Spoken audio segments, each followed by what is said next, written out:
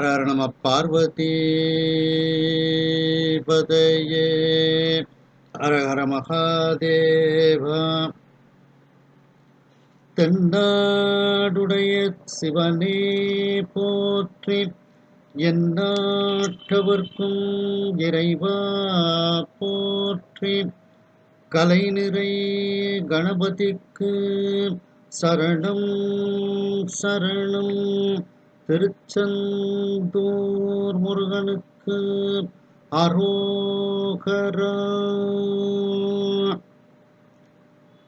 திருவாவடுதுறை ஆதீன ஸ்ரீ குருமா சன்னிதானம் அவர்கள் பொன்னார் திருவடிகளை வணங்கியும், தருமபுராதீனம் நட்சத்திர குருமுனிகள் ஸ்ரீ குருமா சன்னிதானம் அவர்கள் பொன்னார் திருவடிகளை வணங்கியும், தருமபுராதீன தென்மண்டல கட்டளை விசாரணை ஸ்ரீமத் மீனாட்சி சுந்தர தம்பிரான் சுவாமிகள் பொன்னார் திருவடிகளை வணங்கியும், இந்த திருவாசக சிந்தனையை செவனே நடத்தி கொண்டிருக்கக்கூடிய அம்மையார் மீனாம்பாள் பாலசுப்ரமணியம் அவர்களுக்கு வணக்கத்தையும் தெரிவித்து, இதை கூகுள் மீட்டில் சிறப்பாக நடத்தி கொண்டிருக்கக்கூடிய ஐயா பரம்சோம் நடராஜன் ஐயா அவர்களுக்கு வணக்கத்தை தெரிவித்து உங்கள் அனைவருக்கும் அன்பான வணக்கத்தை தெரிவித்துக் கொள்கின்றேன். நாம் மணிவாசக பெருமான் தில்லையில் அருளிய திரு அண்டப்பகுதி என்கின்ற தலைப்பில் இருக்கின்றோம். சிவனது தூல சூக்குமத்தை வியந்தது, அவனுடைய நுட்பத்தன்மை, அவனுடைய வியாபக நிலை, எங்கும் நீக்கமர நிறைந்த அந்த மிகப்பெரிய ஒரு தன்மை, இவற்றையெல்லாம் வியந்து பாடியது அப்படிங்கிறதுனால அந்த தலைப்பும் சிவனது தூல சூக்குமத்தை வியந்தது என்று கொடுக்கப்பட்டிருக்கிறது. இது அண்டப்பகுதின்னு ஆரம்பிக்கிறதையே வச்சு இந்த தலைப்பு அமைக்கப்பட்டிருக்கு. அதுல நம்ம 12வது வரி வரைக்கும் நாம சிந்திச்சோம். அதனுடைய தொடர்ச்சியை நாம இப்ப பார்க்கணும். முல்லைப்பண் மோகனராகம் ஆதிதாள திசுநடை. மாப்பேரூழியும் நீக்கமும் நிலையும் சூக்கமொடு தோலத்து சோரை மாறுதத்து எரியது வழியில் கொட்க பெயர்க்கும் புழகள் முழுவதும், கொட்க பெயர்க்கும் புழகள் முழுவதும் படைப்போர் படைக்கும் பழையோன் படைத்தவை, படைப்போர் படைக்கும் பழையோன் படைத்தவை, காப்போர் காக்கும் கடவுள் காப்பவை, காப்போர் காக்கும் கடவுள் காப்பவை, கரப்போன் கரப்பவை கருதாக, கரப்போன் கருப்பவை கருதாக, கருத்துடை கடவுள் திருத்தகும், கருத்துடை கடவுள் திருத்தகும்.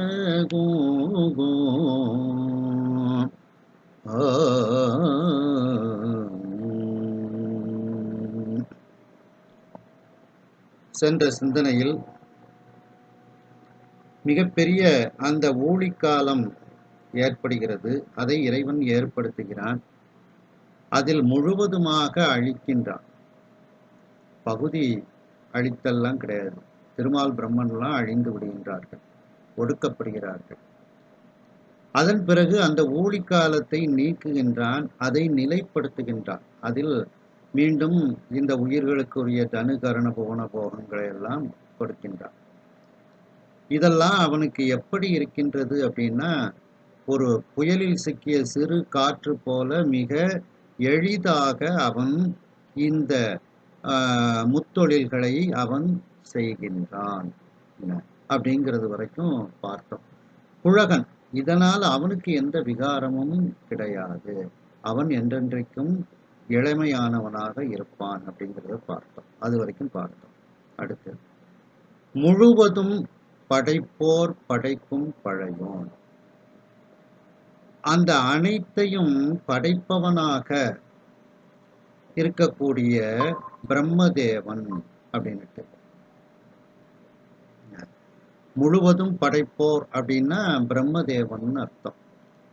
அந்த பிரம்மதேவனையும் படைக்கும் பழையோன், அந்த பிரம்மதேவனையும் திரும்ப படைக்கக்கூடிய ரொம்ப தொன்மையானவனாக, பழையோன் தொன்மையானவனாக அவன் இருக்கின்றான். அதான் அந்த ஊழி காலத்துல திருமால் பிரம்மனும் அங்கே இல்லை. திரும்ப அந்த பிரம்மனை சுவாமி படைக்கிறார். அதனாலதான் அந்த படைக்கக்கூடிய அந்த பிரம்மனையும் படைக்கக்கூடிய இறைவன், பழையோன்னா இறைவன், தொன்மையானவன், அவன் ரொம்ப பழமையானவன். ஏன்னா அவன் பல ஊழிகளை கண்டவன் அப்படின்ட்டு, பல பிரம்மர்களை கண்டவன், பல திருமால்களை கண்டவன். ஆகையினால் அவன் பழையோன், அவன் ரொம்ப தொன்மையானவன், முதன்மையானவன். அவன் படைத்தவை காப்போர் காக்கும் கடவுள். அந்த படைத்தவற்றையெல்லாம் காக்கக்கூடியவன் யாரு? திருமால். படைத்தவை காப்போன் யாரு? திருமால்.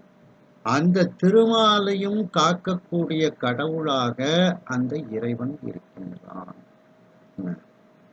காப்பவை கரப்போன். சரி, காக்கப்பட்டதை மீண்டும் அழிக்கக்கூடியவனாக அவன் இருக்கின்றான். கரப்போன்னா அழித்தல் அப்படின்னு அர்த்தம். சரி, அந்த அழித்ததை பற்றி அவன் சிந்திக்காமல் இருக்கின்றான். கரப்பவை கருதா அப்படின்னா அந்த அழிந்து போனதை பற்றி அவன் சிறிது கூட சிந்திக்காதவனாக, கருதாதவனாக இருக்கின்றான். இது என்னன்னா, இப்போ ஒரு ஆத்தங்கரையை ஒட்டி ஒரு வீடு கட்டுதோம். ஆத்துல குறிப்பிட்ட வருஷத்துக்கு ஒரு தடவை பெரு வெள்ளம் வருது. அந்த வெள்ளத்துல நாம மட்டும் உயிர் தப்பிடுறோம், வீடு அடிச்சுட்டு போயிடுவோம். அந்த வீடு, நாம கெட்டின வீட்டை நினைச்சு நம்ம எவ்வளவு கவலைப்படுவோம். ஐயோ, எவ்வளவு உழைப்புகளை அந்த இதுல முதலீடுகளை போட்டு அந்த வீட்டை கட்டணும், வீடு இப்படி அடிச்சுட்டு போயிட்டேன்னு நினைச்சு சில பேர் செத்தே கூட போயிடுவாங்க. ஆனா இங்க அத்தனையும் சுவாமி அழிக்கிறார்.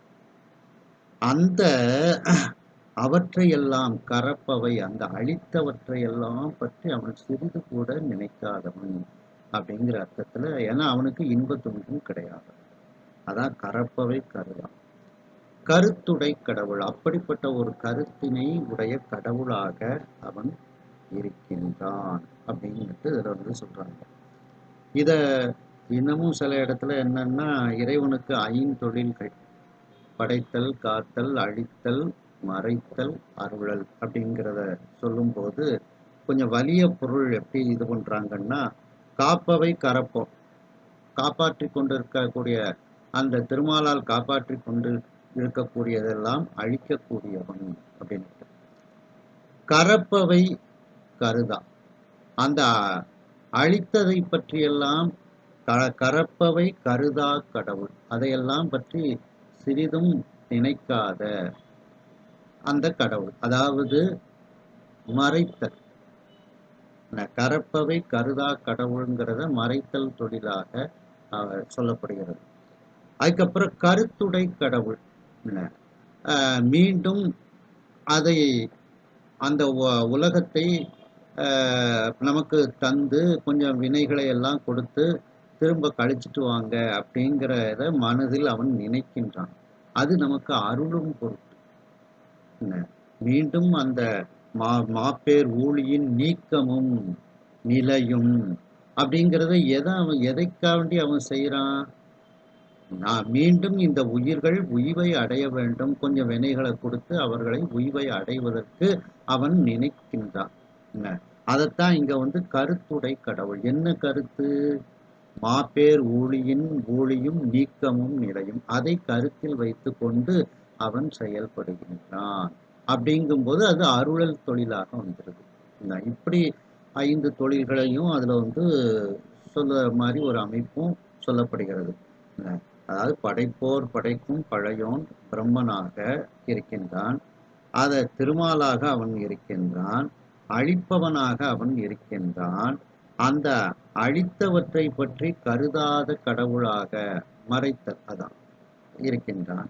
கருத்துடை கடவுள் மீண்டும் அவற்றையெல்லாம் உயிர்களுக்காக வேண்டி படைக்க வேண்டும் என்ற கருத்தை உடையவனாக அவன் வருகின்றான். அப்படி வரும்போது அது அருளல் தொழிலாகவும் சொல்லப்படுகிறது. ஒரு இந்த கரப்பவை கருதா கருத்துடை கடவுள்ங்கிறத திரோதானம் அருளல்ங்கிற இதை கொஞ்சம் வலிந்தும் பொருள் கொண்டிருக்காங்க. அந்த இது நாம இப்போ வந்து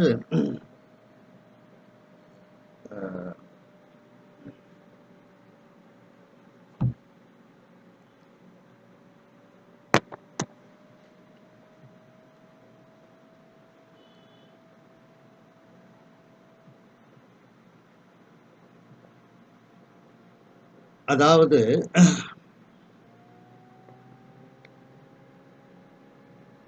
எல்லாவற்றையும் படைக்கக்கூடியவனாகிய அந்த பிரம்மனையும் படைக்கக்கூடிய பழமையானவனாக அவன் இருக்கின்றான். காப்பவனாகிய திருமாலையும் காக்கக்கூடிய கடவுளாக அவன் இருக்கின்றான். காக்கப்படுவனவற்றை அவற்றின் இறுதியில் ஒடுக்கி மறைப்பவனாக அவன் இருக்கின்றான். அவ்வண்ணம் ஒடுக்கப்பட்டவற்றை சில காலம் திருவுள்ளத்தில் எண்ணாமலேயே இருந்து பின்னர் அதை பற்றி கருதும் கடவுள் அப்படின்னு இதற்கு பொருள் எழுதியிருக்கிறாங்க. அதாவது கரத்தல் அப்படின்னா உயிர் முதலானவற்றை தத்தம் வினை போக முடிவின் கண் தத்தம் முதற் பொருளில் ஒடுக்கி, அந்த வினை போக முடிவு வரும்போது அந்த அவற்றையெல்லாம் தத்தம் முதற் பொருளில் ஒடுக்கி அவை அனைத்தும் மாயையில் ஒடுங்க. மாயையில எல்லாம் ஒடுங்குது. மாயை தனது எல்லையற்ற வியாபகத்துள் ஏகதேசமாய் ஒடுங்க. மாயை வந்து எல்லையற்றது. இது ஒரு பகுதி. ஏகதேசம்னா ஒரு பகுதி. அப்படியே அந்த வியாபகத்துள் ஏகதேசமாய் ஒடுங்க. எல்லா பொருள்களுக்கும் ஓய்வளித்தல். அந்த ஓய்வளித்தல் தான் கரப்பவை கருதா அப்படிங்கிறது. இதனை விளக்குவது காப்பவை கரப்போன் கரப்பவை கருதா கருத்துடை கடவுள் என்ற பகுதி இவ்வாறு இதை விளக்குகின்றது அப்படின்ட்டு இதுல வந்து சொல்லப்படுகிறது. இதை நாம கொஞ்சம் விரிவாக நாம வந்து சிந்திக்கலாம்.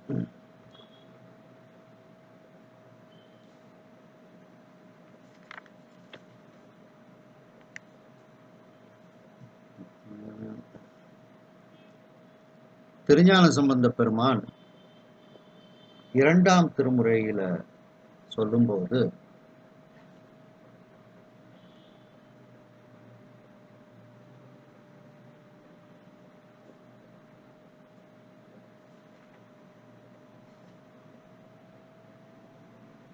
திருவெண்ணியூர் அதுல சொல்லும்போது பாத்தீங்கன்னா, மூத்தானை மூவுலகுக்கு ஒரு மூர்த்தியாய் காத்தானை கனிந்தவரை கலந்து ஆழாக ஆர்த்தானை அழகமர் வெண்ணி அம்மான் தன்னை ஏத்தாதார் என் செய்வார் ஏழையப்பேகளே. மூத்தானை உன்னை பழம்பொருட்கும் உன்னை பழம்பொருளாக அவன் இருக்கக்கூடியவன். அப்ப மூவர்களுக்கும் மூத்தானை, மூவுலகுக்கு ஒரு மூர்த்தியாக, இந்த உலகத்துக்கே ஒரு ஒப்பற்ற மூர்த்தியாக அவன் இருக்கின்றான் அப்படின்னுட்டு அந்த மூத்தானைங்கிறது அந்த மும்மூர்த்திகளுக்கும் மேலானவன் அப்படின்னுட்டு இதுல வந்து ஞானசம்பந்த பெருமான் கூறுகின்றார். மேலும் அதே 2ஆம் திருமுறையில பாத்தீங்கன்னா,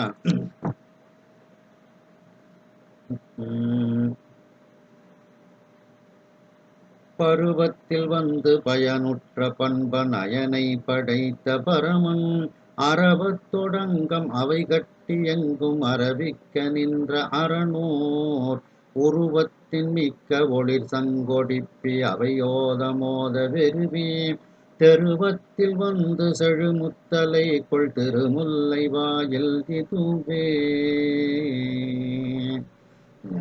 அதாவது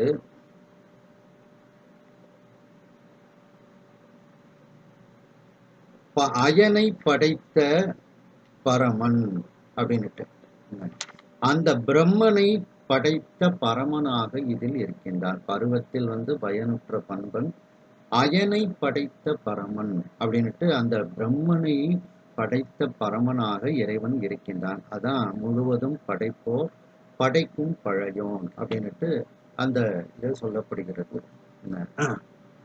மீண்டும் 6ஆம் திருமுறை திருத்தாண்டகத்துல நாவுக்கரசு பெருமான் சொல்லும்போது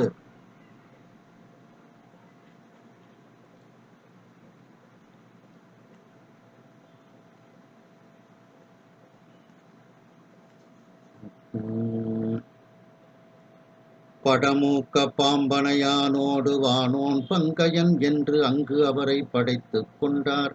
குடமூக்கிற் கீழ்கோட்டம் கோயில் கொண்டார். போற்று உதைத்தோர் வேதியனை உய்யக் கொண்டார். நெடுமூக்கில் கரியின் முறி மூடிக்கொண்டார். நினையாத பாவிகளை நீங்கக் கொண்டார். இடமாக்கி இடைமருதும் கொண்டார். பண்டே என்னை இந்நாள் ஆட்கொண்ட இறைவருதாமே. படமூக்க பாம்பு அணையானோடு, அதாவது அந்த பாம்பை படுக்கையாக கொண்ட ஆதிசேஷன் என்கின்ற அந்த பாம்பை படுக்கையாக கொண்ட திருமால் அப்படின்னு அர்த்தம். படமூக்க பாம்பு அணையானோடு, வானோன் இந்திரன் முதலிய தேவர்கள், பங்கையன் தாமரை பூவில் அமர்ந்திருக்கக்கூடிய பிரம்மன் என்று அங்கு அவரை படைத்து கொண்டார். இறைவன் தான் அவர்களை எல்லாம் படைக்கின்றான். அதைத்தான் முழுவதும் படைப்போர் படைக்கும் பழையோன் படமூக்க பாம்பனையானோடு வானோன் பங்கையன் என்று அங்கு அவரை படைத்து கொண்டார் அப்படின்ட்டு இந்த திருத்தாண்டகத்துல நாவுக்கரசு பெருமான் வந்து கூறுகின்றார்கள். மேலும் அதே திருத்தாண்டகத்துல பார்த்தீங்கன்னா, பாரானை பாரினது பயன் ஆனானை படைப்பாகி பல்லுயிர்க்கும் பரிவோன் தன்னை ஆராத இன்னமுதை அடியார் தங்கட்கு அனைத்து உலகும் ஆனானை அமரர் கோனை காராரும் கண்டனை கையிலை வேந்தை கருதுவார் மனத்தானை காலற் செற்ற சேரானை செல்வனை திருமார்பேற்றியம் செம்பவழக் குன்றினை சென்றடைந்தேன் நானே. படைப்பு ஆணை படைப்பாகி படைப்பானை அந்த படைப்பானாக இறைவன் இருக்கின்றான். பல்லுயிர்க்கும் பரிவோன் தன்னை எல்லா உயிர்களுக்கும் பரிவோடு இருக்கக்கூடிய அந்த இறைவன் அப்படின்னுட்டு இதுல அந்த படைப்பாகின்னு இருக்கு. அது பாடபேதமாக படைப்பானை அப்படின்ட்டு பாடபேதம் சொல்லப்படுது. அப்படி படைப்பானைங்கும் போது பிரம்மனாகவே அந்த இறைவன் இருக்கின்றான் அப்படின்னுட்டு இதுல வந்து சொல்லப்படுகிறது. அடுத்து 9ஆம் திருமுறை திருவிசைப்பாவுல பார்த்தீங்கன்னா,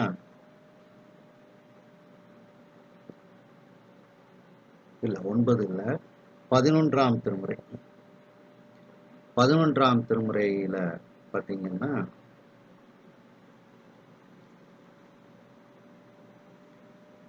சேரமான் பெருமாள் அருளிய திருக்கைலாய ஞான உலா, அதுல திருமாலும்னு ஆரம்பிக்கும். அதுல 5வது வரி திருமாலும் நான்முகனும் தேர்ந்துணராது அன்று அங்கு அருமால் உற அழலாய் நின்ற பெருமான் பிறவாதே தோன்றினான் காணாதே காண்பான் துறவாதே யாக்கை துறைந்தான் முறைமையால் ஆளாதே ஆழ்ந்தான் அகலாது அகலியான் ஊழால் உயராதே ஓங்கினான் சூழொளி நூல் ஓதாது உணர்ந்தான் நுணுகாது நுண்ணியான் யாதும் அணுகாது அணியான் ஆதி அரியாகி காப்பான் அயனாய் படைப்பான் அரணாய் அழிப்பவனும் தானே அப்படின்ட்டு. அதாவது ஆதி அரியாகி காப்பான். அந்த திருமாலாக அவனே ஆகி காக்கக்கூடியவனாக இருக்கின்றான். அயனாக இருந்து படைக்கக்கூடியவனாக அவன் இருக்கின்றான். அரணாய் அழிப்பவனும் தானே அப்படின்னுட்டு இந்த திருக்கைலாய ஞான உலால 5வது வரியில பார்த்தீங்கன்னா சொல்லப்படுகிறது. ஆதி அரியாகி காப்பான், அயனாய் படைப்பான், அரணாய் அழிப்பவனும் தானே அப்படின்னுட்டு. அப்போ அதுதான் இதுல அந்த மூவர்களையும் படைத்து காக்கக்கூடியவனாக அழிக்கக்கூடியவனாக அந்த இறைவனே இருக்கின்றான் அப்படின்னுட்டு இதுல சொல்லப்படுகிறது. மேலும் அதே 11ஆம் திருமுறையில பார்த்தீங்கன்னா நக்கீரர் அருளிய கைலை பாதி காழத்தி பாதி அந்த நூல்ல பார்த்தீங்கன்னா அலரோன் 67வது பாடல். அலரோன் நெடுமால் அமரர்கோன் மற்றும் பலராய் படைத்து காத்து ஆண்டு புலர்காலத்து ஒன்றாகி மீண்டு பலவாகி நிற்கின்றான் குன்றாத சீர் கையிலைக்கோ. அலரோன் பிரம்மன், நெடுமால், அமரர்கோன் இந்திரன் மற்றும் பலராய் இன்னும் பலராக படைத்து அவர்களையெல்லாம் காத்து அவர்களையெல்லாம் ஆண்டு புலர்காலத்து ஒன்றாகி, எல்லாம் புலர்காலம்னா அழித்து அந்த மீண்டும் புலரக்கூடிய அந்த காலத்தில் அவன் ஒருவனே ஒன்றாகி இருக்கின்றான். அந்த பிரளய காலத்துல அவன் மட்டுமே இருக்கின்றான்.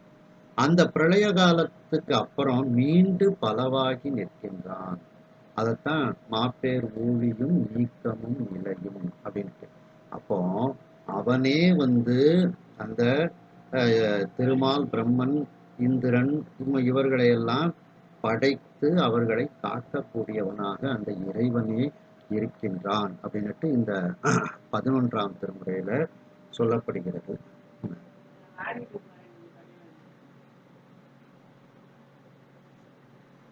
எதுக்கு இப்போ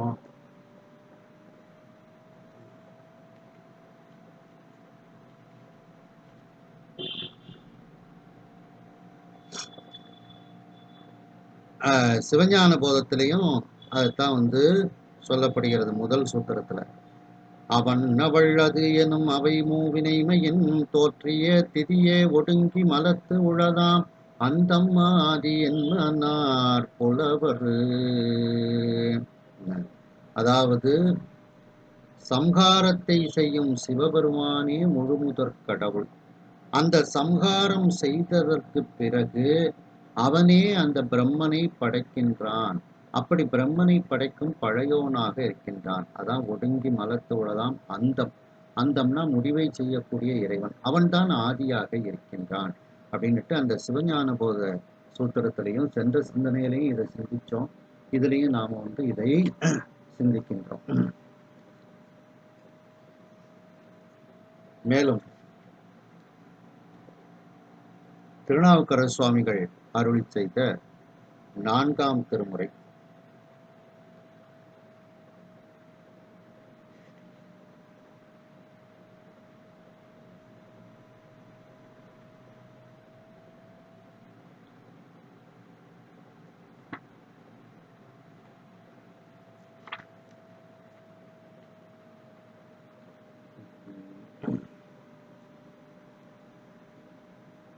அதாவது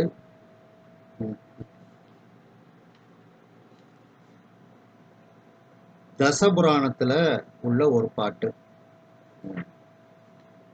14வது பதிகம், அதுல உள்ள ஒரு பாட்டு. காலமும் நாள்கள் ஊழி படையாமுன் ஏக உருவாகி மூவர் உருவில் சாலவுமாகி மிக்க சமயங்கள் ஆறின் உருவாகி நின்ற தழலோன் ஞாலமோ மேலை விண்ணோடு உலகு எழுங்குண்டு புரளாயோர் ஆலின் இலை மேல் பாலனுமாய் அவர்க்கு ஓர் பரமாய மூர்த்தி அவனா நமக்கோர் சரணே. அதாவது ஏக உருவாகி, பிரளய காலத்தில் ஏக உருவாகி, அதுக்கப்புறம் மூவர் உருவில் சாலவும் ஆகி, அதுக்கப்புறம் அந்த திருமால் பிரம்மன் ஒருத்தரன்னுட்டு அந்த உருவத்தில் அவன் இருக்கின்றான் அப்படின்னுட்டு இந்த பாடல்ல சொல்லப்படுகிறது. 4ஆம் திருமுறையில திருநாவுக்கரசு சுவாமிகள் கூறுகின்றார்கள்.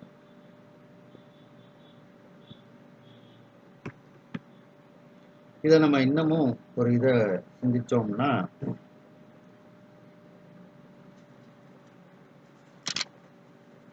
விநாயக புராணத்துல பாத்தீங்கன்னா, ஒரு பிரம்மனுக்கு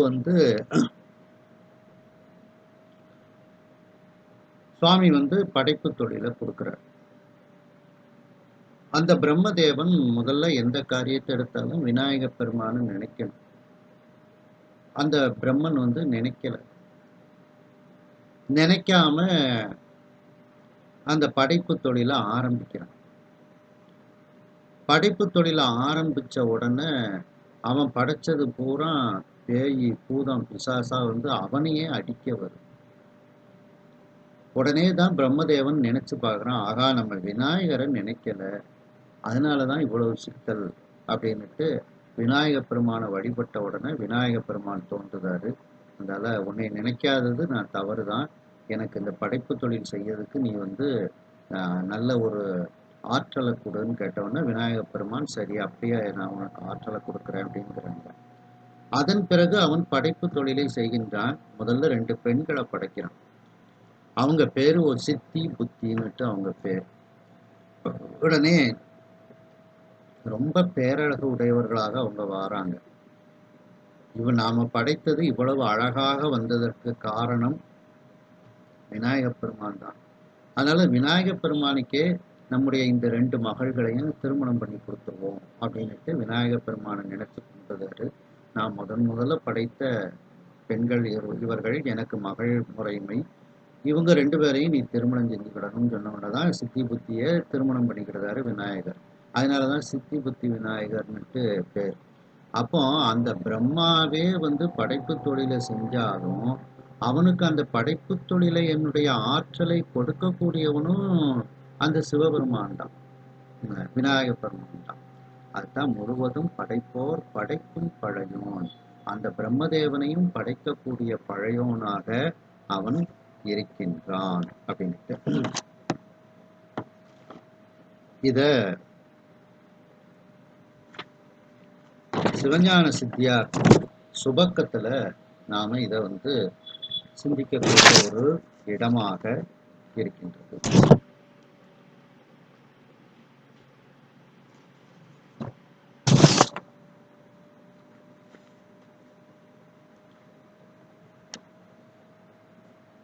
சிவஞான சித்தியார் சுபக்கத்துல 52வது பாடல். உயிரவை ஒடுங்கி பின்னம் உதிப்பது என் அரண்பால் எண்ணின் செயிர்வுறும் மலத்தின் ஆகும் சிதைந்தது ஏது என்னில் சித்தத்து அயர்வு ஒளி காரியங்கள் அழியும் காரணம் கிடக்கும் பயில் தரு காரியம் பின் பண்டு போல் பண்ணும் ஈசன். அதாவது ஈரும் ஆகி மருவு வித்திடும் அப்படிங்கிறத இதுல அருணந்தி சிவாச்சாரிய சுவாமிகள் கூறுகின்றார்கள். அதாவது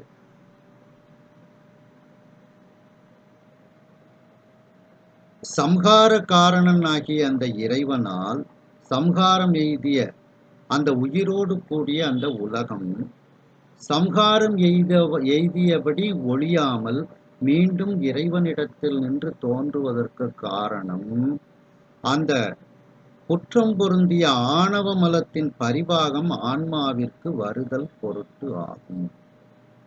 அதாவது இறைவன் மீண்டும் அந்த உயிர்களை அந்த தனு கரண புவன போகங்களை எல்லாம் மீண்டும் படைக்கிறான். அது எதனால? இந்த ஆன்மாவின் மீது கொண்ட பெரும் கருணையினால அவன் இதை படைக்கின்றான் அப்படின்ட்டு. அப்போ அப்படி சொல்லப்பட்டால் மீண்டும் தோன்றுதற்குரிய உலகம் முன்பு அழியாமலே நிலை பெற்று இருக்கலாமே என்னும் தடை எழும். உலகம் அவ்வாறு அழிதல் எதற்காக என்றால் உயிரின் இழைப்பு ஒழிதல் பொருட்டே ஆகும். அந்த உயிரினுடைய இழைப்பு ஒழிவதற்காகத்தான் எல்லாத்தையும் சுவாமி அழிக்கின்றார்.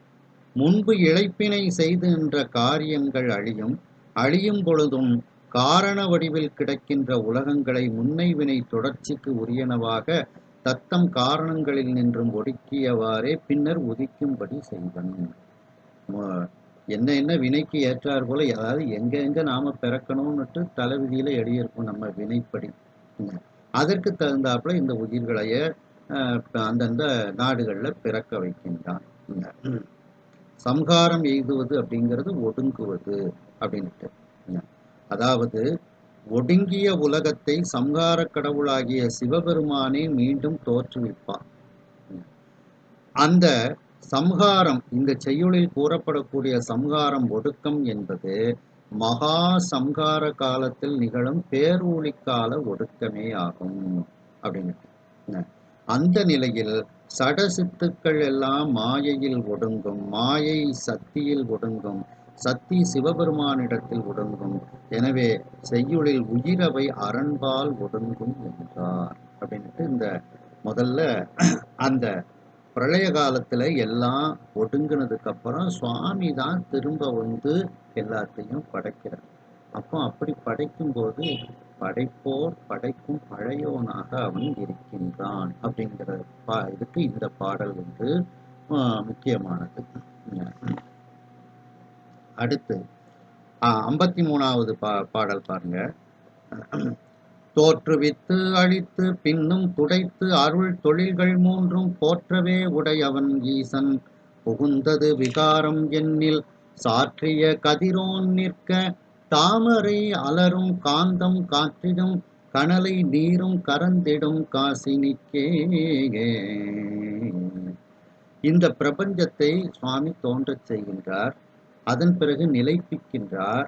பிறகு சம்ஹாரத்தை செய்விக்கக்கூடிய அந்த முறைமையில் இந்த 3 தொழில்களையும் இறைவன் இடையறாது செய்வானாக இருந்தாலும் அந்த பாரத்தை தான் அடைந்து அவன் விகாரியாக ஆக மாட்டானோங்கிற ஒரு கேள்வி எழும். அவனுக்கு எந்த விகாரமும் கிடையாது. ஏன்னா போன இதிலேயே பார்த்தோம், இதெல்லாம் ஒரு விளையாட்டு போல அவன் செய்யக்கூடியவன். ஐயா நீ ஆட்கொண்டு அருளும் விளையாட்டின் உய்வார்கள் அப்படின்ட்டு. இது எப்படி என்றால், சூரியனினுடைய சந்நிதியில் சூரியகாந்தக்கல் நெருப்பை தோன்றச் செய்தும், அந்த சூரியனினுடைய சன்னதியில் தாமரை மலரும்படி செய்தும், சூரியனினுடைய சன்னதியில் பூமியில் நீரை வற்றும்படி சுவரும்படி செய்தும் என்ற அந்த முத்தொழில் பற்றி இதுல ஏதாவது விகாரம் ஏற்படுவதா? இல்லை. அதுபோல இறைவன் இந்த முத்தொழில்களையும் செய்யும் போது அவனுக்கு எந்த விகாரமும் அவனுக்கு கிடையாது அப்படின்ட்டு இதுல சொல்லப்படுகிறது. இறைவன் விகாரியாக மாட்டான். அதாவது கரப்பவை கருதா கருத்துடை கடவுளுங்கிறதுக்கு இதெல்லாம் எடுத்துக்கிடலாம். அடுத்த பாடல் பார்த்தீங்கன்னா, அந்த 3 தொழில்களையும் செய்யக்கூடிய உரிமை சம்ஹார காரணனாகிய அந்த சிவபெருமானுக்கே உடையது அப்படின்னுட்டு அந்த 3வது பாடல்ல அடுத்த பாடல்ல சொல்லப்படுகிறது. உரைத்த இத்தொழில்கள் மூன்றும் மூவருக்கு உலகம் போத வரைத்து ஒருவனுக்கே ஆக்கி வைத்தது இங்கு என்னை எண்ணில் விரை கமலத்தோன் மாலும் ஏவலான் மேவினோர்கள் உரைத்த அதிகார சக்தி புண்ணியம் நன்னலாலே. இந்த 3 தொழில்களும் ஒருவனுக்கே ஆக்கி சிவபெருமானுக்கே உரியது. ஆனா இத அவன் இறைவன் மற்றவர்களுக்கு அவர்கள் செய்த அந்த புண்ணியத்தின் காரணமாக இந்த பதவிகளை எல்லாம் அவர்களுக்கு கொடுக்கின்றான். அதனாலதான் படைப்போர் படைக்கும் பழையோன் காப்போர் காக்கும் கடவுள் அப்படிங்கிறது இதுல அவர்கள் செய்த புண்ணியத்தின் காரணமாக இந்த தொழில்கள் அவர்களுக்கு கிடைக்கிறது. சுவாமி கொடுக்கின்றார் அப்படின்ட்டு. அடுத்த பாடல் பார்த்தீங்கன்னா, இறுதியாம் காலம் தன்னில் ஒருவனே இருவரும் தம் உறுதியின் நின்றார் எண்ணில் இறுதிதான் உண்டாகாதாம் அறுதியில் அரணே எல்லாம் அழித்தலால் அவனால் இன்னும் பெரிதும் நாம் ஆக்கம் நோக்கம் பேர் அதிகரணத்தாலே. அதாவது இறுதி காலத்துல, அந்த மாப்பேர் ஊழி காலத்துல திருமால் பிரம்மனையும் சேர்த்து தான் அங்க அழிக்கப்படுகிறது. அவர்களை மட்டும் விட்டு வச்சோம்னா அது பகுதி சம்ஹாரம்னு தான் ஆகும் அப்படிங்கிறத இதுல சொல்றாரு. என்ன, இறுதியாம் காலம் தன்னில் ஒருவனே இருவரும் தம் உறுதியின் என்றார் என்றார். அந்த திருமால் பிரம்மன் மட்டும் அவர்கள் உயிரோடு இருந்தார்கள் என்று சொன்னால் இறுதிதான் உண்டாகாதாம். அது இறுதி காலம்னு சொல்ல முடியாது, மாப்பேர் ஊழிக்காலம் அதை சொல்ல முடியாது. என்ன, அறுதியில் முடிவில் அரணே எல்லாம் அழித்தலால் சிவபெருமானே எல்லாவற்றையும் அழித்து கொண்டு அவன் மட்டுமே அங்கே இருக்கின்றான். அங்கே திருமால் பிரம்மன் என்பவர்கள் கிடையாது. அவனால் இன்னும் பெரிதும் நாம் அந்த அழிக்கக்கூடிய கடவுளாகிய சிவபெருமானாலேயே நாம் ஆக்கத்தை பெறுகின்றோம். ஆக்கம்னா படைப்பு, நோக்கம்னா காப்பு.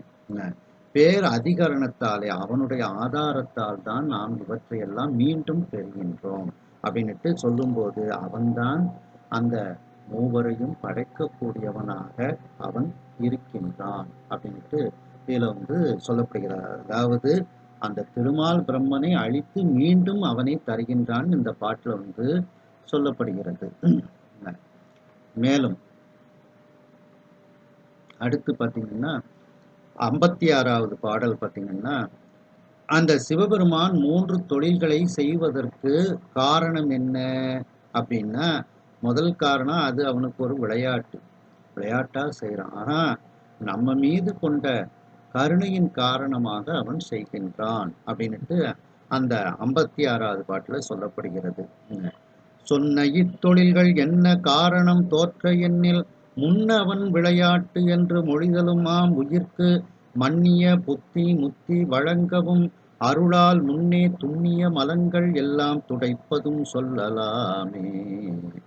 அதாவது அந்த சம்ஹார கடவுள் இவ்வாறு படைத்தல் முதலிய தொழில்களை செய்வதற்கு காரணம் என்ன என்றால், காத்தும் படைத்தும் கறந்தும் விளையாடி என்னும் திருவாசக திருவாக்கு பற்றி அத்தொழிலுக்கு காரணம் விளையாட்டு என்றலும் ஆகும். விளையாட்டு என்றதனால் சிறு குழந்தைகள் விளையாட்டு போல அது பயனற்ற வீண் விளையாட்டு அல்ல. விளையாட்டு என்றதன் கருத்து என்னவென்றால், ஐயா நீ ஆட்கொண்டு அருளும் விளையாட்டின் உய்வார்கள் உய்யும் வகை. எல்லாம் உய்ந்து ஒழிந்தோம். இந்த உயிர்கள் எல்லாம் உய்வதற்காகத்தான் இதை அவன் ஒரு பெரிய விளையாட்டாக செய்து கொண்டு இருக்கின்றான். அப்ப நம்மீது கொண்ட ஒரு பெரும் கருணையின் காரணமாக நாம் உய்வு அடைவதற்காக அவன் இந்த திருமால் பிரம்மன் உருத்திரன் இவர்களை எல்லாம் படைக்கின்றான். அவங்க நம்மளை படைக்கிறாங்க. அதான் புத்தி முத்தி வழங்குதல் அப்படின்ட்டு இந்த பாட்டுல சொல்லப்படுகிறது. அதாவது உயிர்களை பிறப்பு இறப்பில் ஈடுபடுத்தி இன்ப துன்பம் நுகர்வித்து பிறகு மலங்களை நீக்கி முக்தி கொடுத்தலை குறிக்கக்கூடியதுதான் மன்னிய புத்தி முத்தி வழங்குவதற்காக அவன் அருளின் காரணமாக இதை செய்கின்றான் அப்படின்ட்டு.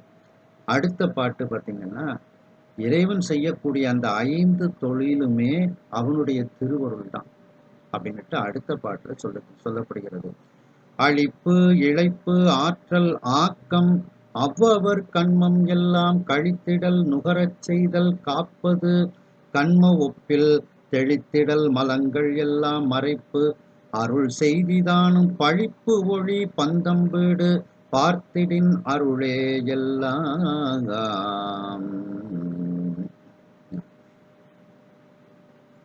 அதாவது இந்த 3 தொழில்களை 5 தொழில்களாக விரித்து கூறுவார்கள். அதாவது சம்ஹாரம் அப்படிங்கிறது இழைப்பு ஆற்றல், படைத்தலாவது அவரவர் கண்மம் முழுவதும் கழியும் வகையில் மலபாகம் வரச் செய்தல் ஆகும். காத்தலாவது கண்ம வினை கழியுமாறு அதனை நுகர்வித்தல் ஆகும். திரோபாவம் ஆகிய மறைப்பு ஆவது இருவினை ஒப்பு வரச் செய்து மலங்களை தெளித்தல் ஆகும். அதாவது அனுபவிக்க வேண்டிய வினையின் பயனை அனுபவிக்கும் முறைமையில் அதில் உள்ள குணம் குற்றம் தோன்றாது இருக்கும்படி மறைத்து அனுபவிக்கச் செய்து மலத்தை தேய்த்தல் ஆகும். இந்த மலத்தை அப்படியே அதனுடைய வலிமை இழக்கச் செய்தல் ஆகும். அனுக்கிரகமாகிய அருளாவது பந்தம் விடுவித்தல் ஆகும்.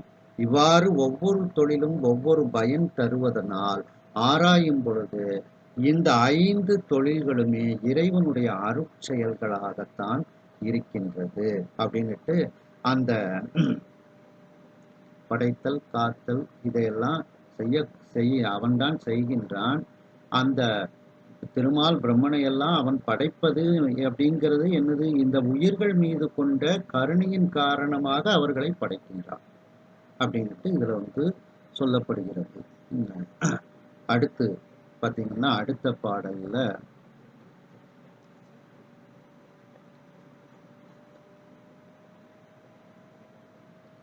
66வது பாடல் பார்த்தீங்கன்னா, அதுக்கப்புறம் இறைவன் உருவம் எடுத்தல், அருவுருவம் எடுத்தல் எல்லாம் பற்றி சொல்லப்படுகிறது. 66வது பாடல் பார்த்தீங்கன்னா, இறைவன் அந்த திருமால் பிரம்மன் உருத்திரனாகவே அவன் தான் அந்த உருவத்தை எடுத்து வருகின்றான். அது அப்படி அவன் உருவம் எடுத்து கொள்ளக்கூடியது இன்றியமையாத ஒன்று. அவன் உருவம் எடுத்து வரலைன்னா நாம எதையும் அறிந்து கொள்ள முடியாது அப்படிங்கிறதுனால அதை வலியுறுத்தி அருளந்தி சுவாமிகள் இந்த பாடலில் கூறுகின்றார்கள். ஆரணம் ஆகமங்கள் அருளினால் உருவு கொண்டு காரணன் அருளானாகில் கதிப்பவர் இல்லையாகும். நாரணன் முதலாய் உள்ள சுரர் நரர் நாகர் எல்லாம் சீரணி குரு சந்தான செய்தியும் சென்றிடாவே. இறைவன் உருவெடுத்து வரவில்லை என்றால் அந்த திருமால், நாரணன், பிரம்மன் இவர்களுக்குமே அந்த குரு பரம்பரைங்கிறது என்னங்கிறது தெரியாது. அப்படிங்கிறதுனால இறைவன் அந்த உருவை எடுத்து வருகின்றான். உருவம் அவனுக்கு இன்றியமையாத ஒன்று அப்படின்ட்டு இதில் சொல்லப்படுகிறது. இப்படி அந்த இறைவன் திருமால், பிரம்மன் இவர்களையெல்லாம் படைக்கக்கூடியவனாக அவன் இருக்கின்றான் அப்படின்ட்டு 74வது பாடல்லையும் இத வலியுறுத்தி சொல்கின்றார். படைப்பு ஆதி தொழிலும் பத்தற்கு அருளும் பாவனையும் நூலும் இடப்பாகம் மாதராளோடு இயைந்து உயிர்க்கு இன்பம் என்றும் அடைப்பானாம் அதுவும் முத்தி அளித்திடும் யோகும் பாசம் துடைப்பானாம் தொழிலும் மேனி தொடங்கானேல் சொல்லொணாதே. இதுவும் அந்த இறைவன் அந்த உருவத் திருமேனி கொள்வதற்கு உரிய ஒரு இன்றியமையாமையை இதில் குறிப்பிடப்படுகிறது. அதிலே 80வது பாடல் பார்த்தீங்கன்னா,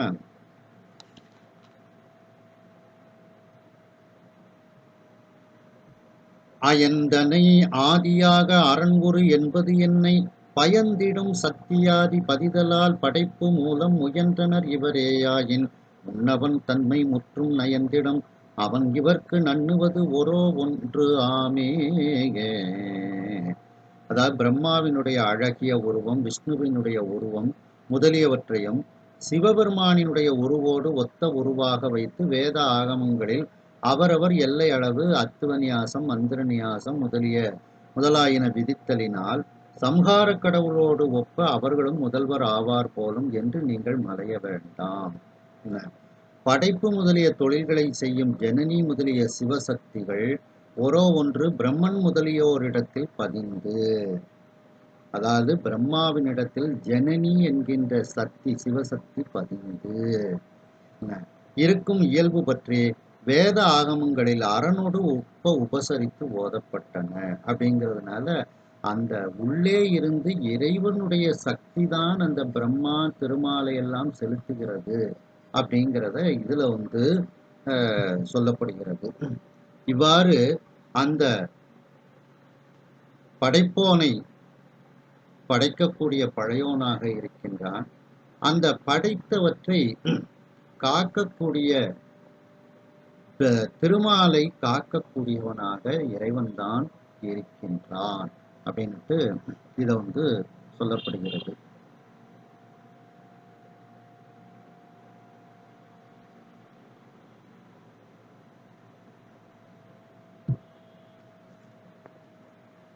சிவஞான சித்தியார் பரபக்கத்துல பாத்தீங்கன்னா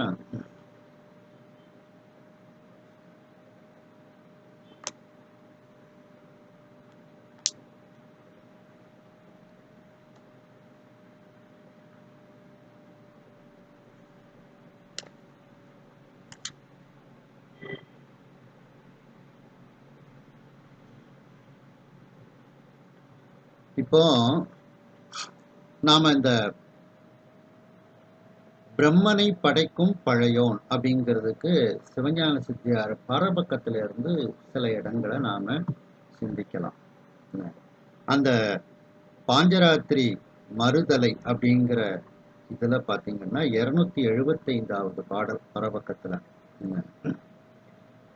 அயன்தனை பயந்தான் என்றாய் அரி அயன் சிரம் சேதிப்ப பயந்திடான் தலை மால்தானும் படைத்திடான் சிரத்தை கிள்ளும் சயந்தரும் அரணை தந்தான் அயன் என்கை தப்பே அன்றோ தியங்கிடாது உணராய் எல்லாம் சிவன் செயல் என்று தேர்ந்தே.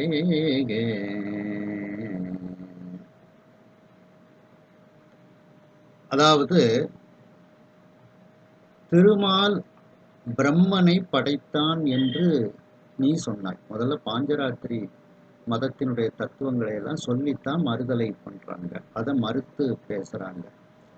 அப்படி அந்த திருமால் அயனை படைத்தான் அப்படின்னுட்டு நீ கூறுன.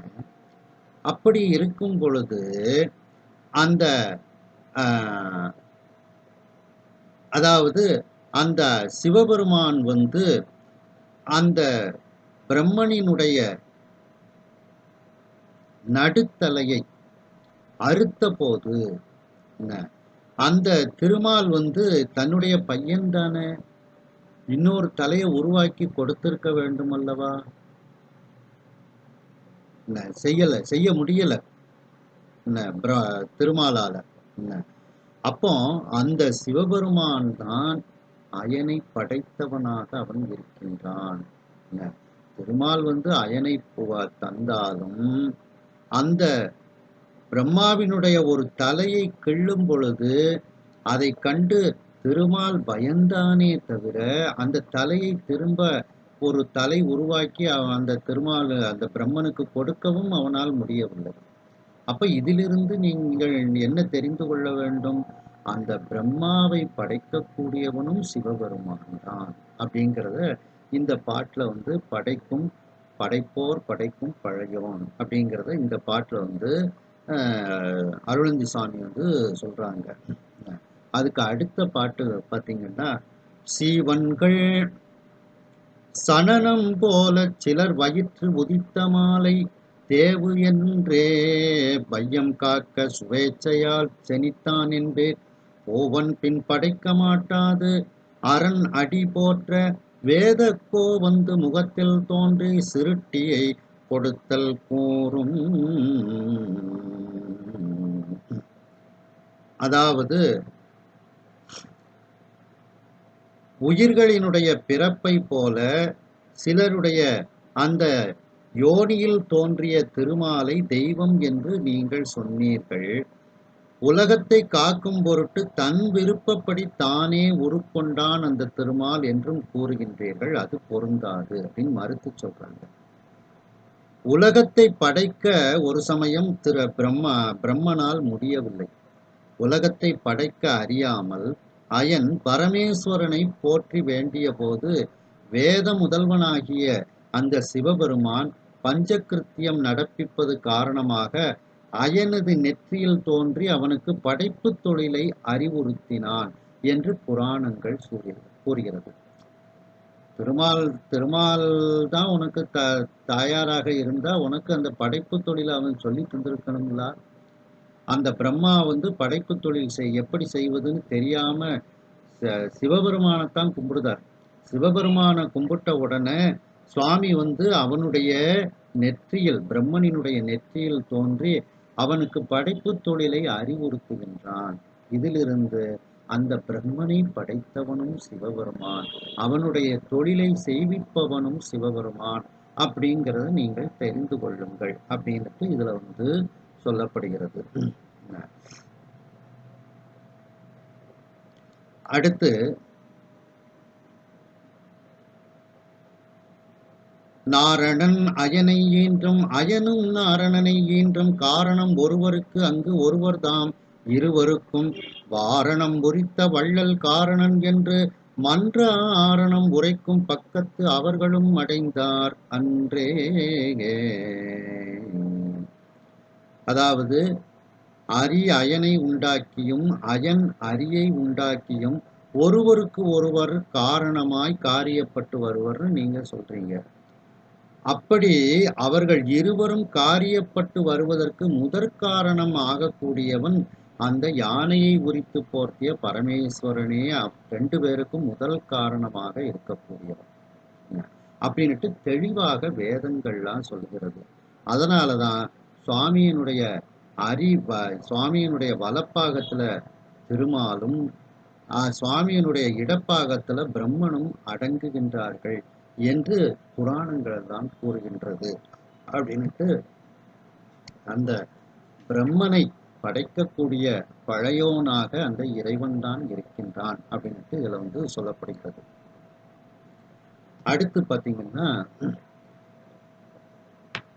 காப்போர் காக்கும் கடவுள், அந்த திருமாலை காக்கும் கடவுளாகவே சிவபெருமான் இருக்கின்றார் அப்படிங்கிறத இதையும் நாம வந்து பாஞ்சராத்திரி மறுதலையில போய் நாம வந்து சிந்திக்க வேண்டிய எப்படியெல்லாம் இறைவன் அந்த திருமாலை காத்தார் அப்படிங்கிறத இதை நாம சிந்திக்கக்கூடிய இடமாக இருக்கிறது. திருமாலை படைத்தவனும் சிவபெருமான் தான், அந்த திருமாலை காக்கக்கூடியவனும் சிவபெருமான் தான் அப்படிங்கிறத நாம பாஞ்சராத்திரியில போய் நாம வந்து சிந்திக்கலாம். அதனுடைய மறுதலையில மத மறுப்பு 272வது பாடல் பார்த்தீங்கன்னா, தாதுவானது ஏது எண்ணில் சங்கரன் பலிக்கு செல்ல தீதிலா கோதண்டத்தை திறந்து அவன் விட்ட போது போதுவது உதிரம் அன்றோ போந்து மூர்ச்சித்து விழுந்தான் நாதனார் எழுப்ப பின்னே நடந்தனன் கிடந்தவன் தான். சிவபெருமான் திருமாலிடத்தில் பலிக்கு செல்கின்றார். அந்த தன்னுடைய அந்த விஷ்ணுவினுடைய அகந்தையை போக்கும் பொருட்டு அந்த பிட்சா பாத்திரத்தை ஏந்தி விஷ்ணுவினிடத்தில் சுவாமி வந்து சொல்கின்றார். அதுல விஷ்ணு நிறைய பலிகள்லாம் இடுகின்றார். அந்த பாத்திரம் நிறையல.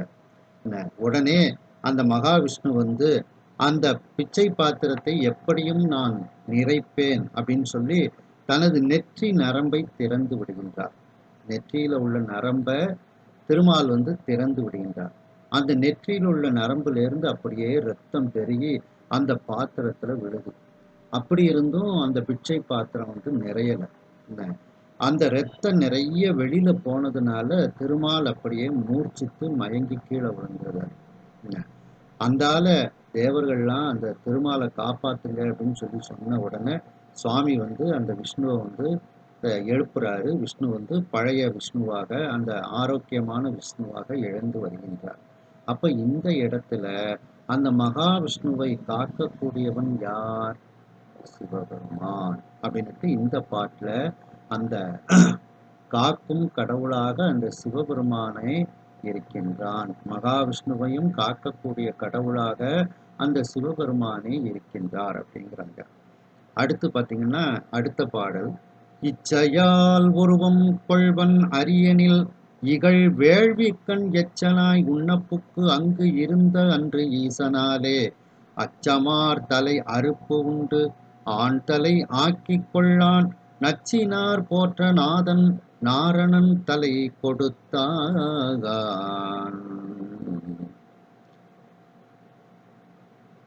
பாஞ்சராத்திரியில என்ன சொல்றாங்க? திருமால் தன் விருப்பப்படி திருவுருக்கொள்ள வல்லவன் அப்படின்னு சொல்லியிருக்காங்க.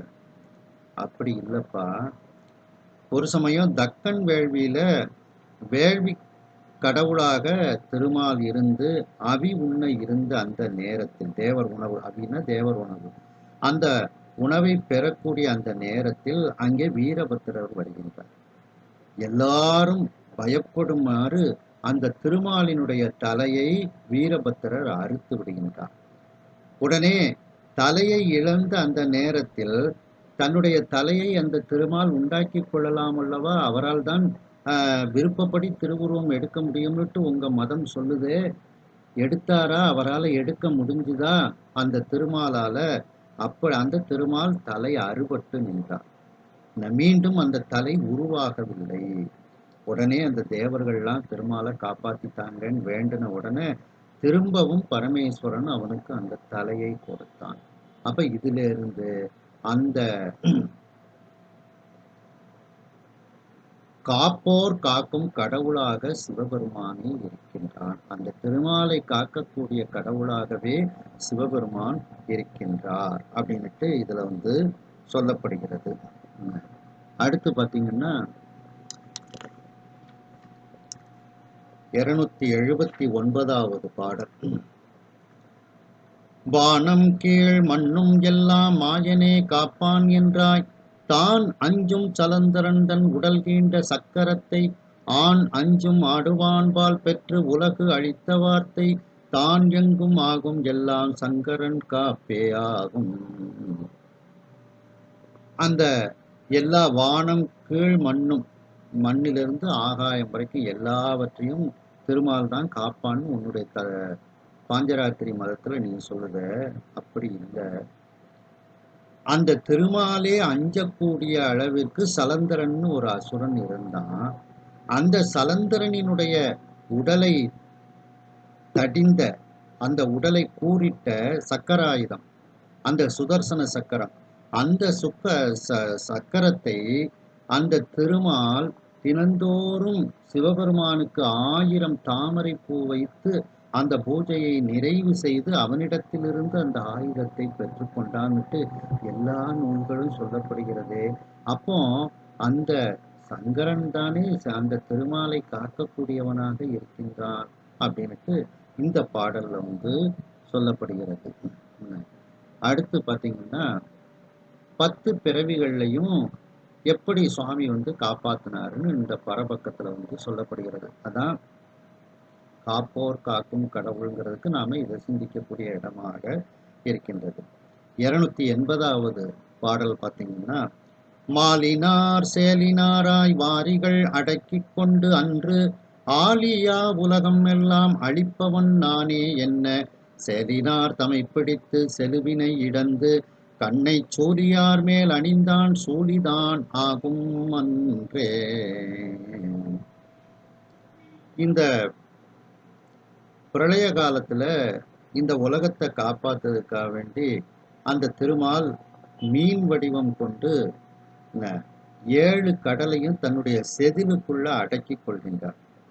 உடனே அதை அடக்கின உடனே இந்த உலகம் அனைத்தையும் ஒடுக்கக்கூடிய முதல்வன் அப்படின்னுட்டு அவருக்கு ஒரு செருக்கு விடுகிறது, ஆணவம் விடுகிறது. அந்த ஆணவத்தை அடக்குவதற்காக சுவாமி அந்த மீனை பிடித்து அதனுடைய செதிலையும் கண்ணையும் அந்த திரிசூலப்படைய வச்சு பிடுங்கி எடுத்து அந்த 2ஐயும் திரிசூலப்படையில குத்தி வச்சிருக்கார். அந்த மீனினுடைய கண்ணையும் செதிலையும் திரிசூலப்படையில குத்தி வச்சிருக்கார் அப்படின்னுட்டு புராணங்கள்லாம் கூறுகிறது. அப்போ அந்த மீனாக வந்த அந்த திருமாலை காத்தவன், அவனுடைய ஆணவத்தை அடக்கியவன் யார்? சிவபெருமான். அப்ப அந்த நேரத்தில் அவன் அந்த திருமாலை காக்கக்கூடிய கடவுளாக அவன் இருக்கின்றான் அப்படின்ட்டு. அடுத்த பாட்டு பார்த்தீங்கன்னா ஆமையை பற்றியது. ஆமையாய் மேரு தாங்கி அடைக்கல்லாய் கிடந்தபோது நாம் என உலகு ஆதாரநாதன் என்று அகந்தை பண்ண ஆம் எனார் என்றும் எண்ணார் அமரரும் அரணார் பார்த்து தாம் அந்நாள் ஆமையாரை தகர்த்து ஓடு தரித்தாரன்றே.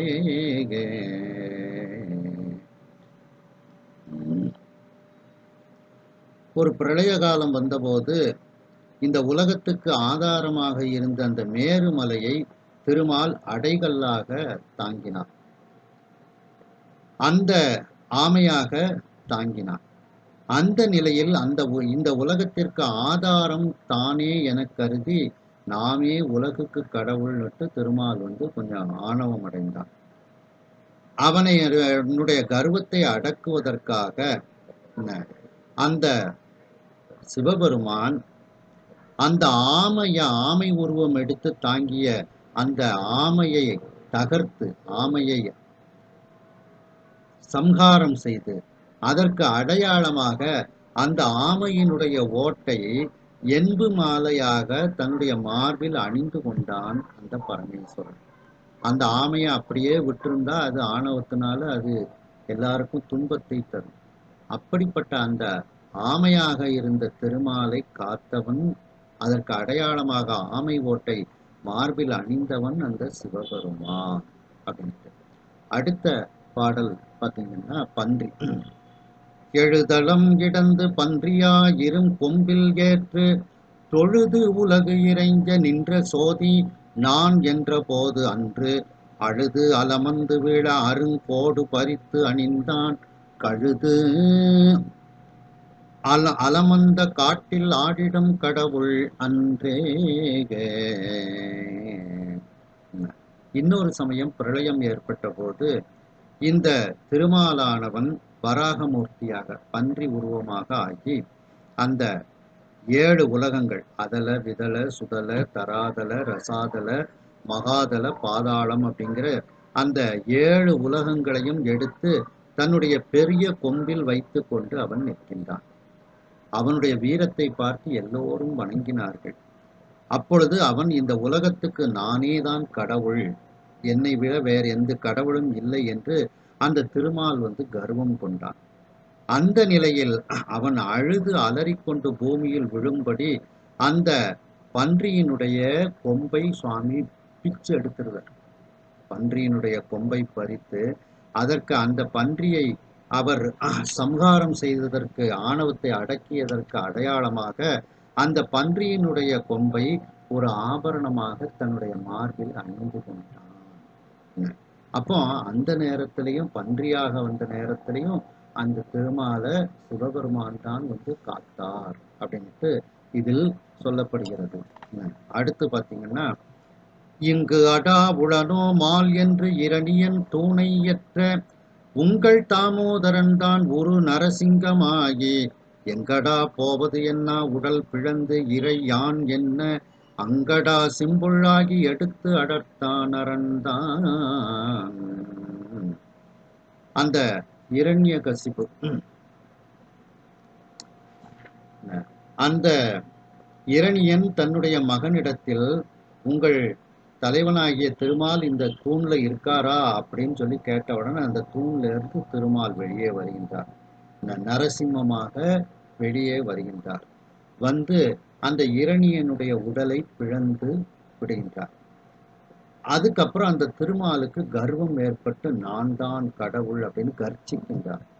உடனே அந்த கர்வத்தை அடக்குவதற்காக சிவபெருமான் அந்த 8 கால் பட்சி சிம்புள் சரபேஸ்வரர், அந்த சரபேஸ்வரருடைய வடிவத்தை எடுத்துக்கொண்டு அந்த நரசிங்கத்தை அழித்து அதனுடைய தோலை ஆசனமாக கொண்டார். அதனுடைய தோலை விரித்து அதில் உட்கார்ந்துக்கிறார் சுவாமி அடையாளமாக.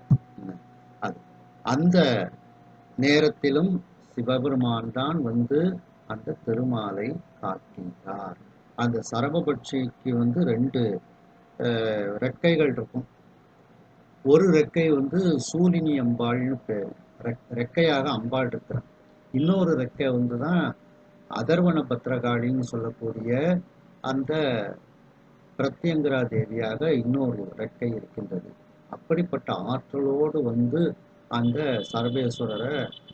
சரபேஸ்வரர் வந்து அந்த நரசிம்மத்தை அழிக்கிறார்.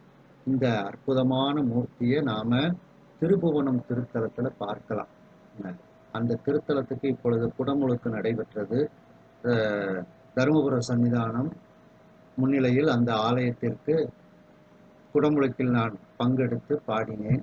இந்த பாட்டை ஒரு காலத்துக்கு பாடினேன். இங்கடா உளனோ மால் அப்படிங்கிற பாட்டை பரபக்கத்தில் இப்படி அருணந்தி சுவாமி சொல்லியிருக்காங்க அப்படின்ட்டு சன்னிதானத்தை முன்னால் பாடினேன். சன்னிதானத்துக்கு எல்லாத்துக்குமே ரொம்ப மகிழ்ச்சியாக இருந்தது. அடுத்த பாடல் பார்த்தீங்கன்னா, அந்த திருபுவனத்தில் இந்த சரபேஸ்வர மூர்த்தி ஒரு அற்புதமான மூர்த்தியாக இருக்கின்றார். எல்லாரும் வழிபடக்கூடிய ஒரு மூர்த்தியாக அவர் இருக்கின்றார். அடுத்து பார்த்தீங்கன்னா,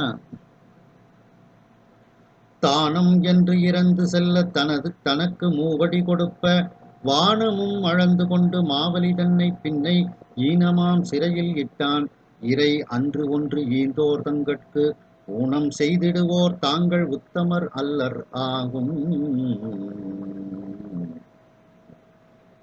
அதாவது அந்த மாவலி சக்கரவர்த்திட்ட 3 அடி மண் தானமாக கேட்டு சுவாமி வந்து சின்ன உருவமாக செல்றார், வாமன ரூபமாக.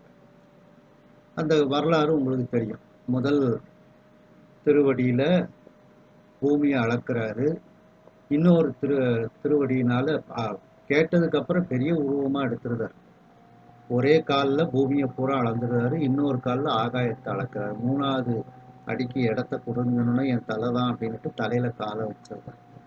என்ன அப்படி அவனை அந்த மாவலி சக்கரவர்த்தியை சிறையில் அடைத்தான்.